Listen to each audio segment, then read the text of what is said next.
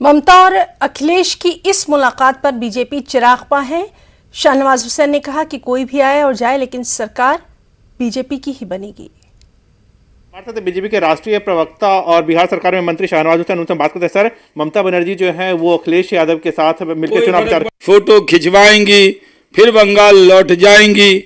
उत्तर प्रदेश के लोगों को मालूम है कि योगी जी यहीं रहने वाले हैं, मोदी जी यहीं रहने वाले हैं।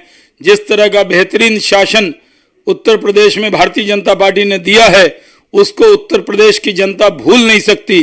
पूरी ताकत से भारतीय जनता पार्टी को उत्तर प्रदेश में बहुमत प्राप्त होगा। हम पहले से ज्यादा सीट जीतकर सरकार बनाएंगे। अखिलेश यादव ऐसे ही करते हैं, कभी राहुल गांधी जी के साथ फोटो खिंचवाकर यूपी के लड़के, फिर उसके बाद बहन जी के साथ बबुआ बुआ हो गया, वो भी फेल हो गए। फिर जयंत चौधरी और ओपी राजभर से मिल लिए, वो भी काम नहीं चल रहा। तो उन्होंने बुला लिया है ममता दीदी को। कुछ नहीं होने वाला, बीजेपी की सरकार बननी तय। सर, आपसे सवाल जानना चाहूंगा कि मैं जिस तरह से चरणजीत चन्नी को अपना उम्मीदवार बनाया है, पंजाब में कांग्रेस ने सीएम फेस बनाया, कैसे देखते हैं सर इसे? बड़ा झगड़ा चल रहा है।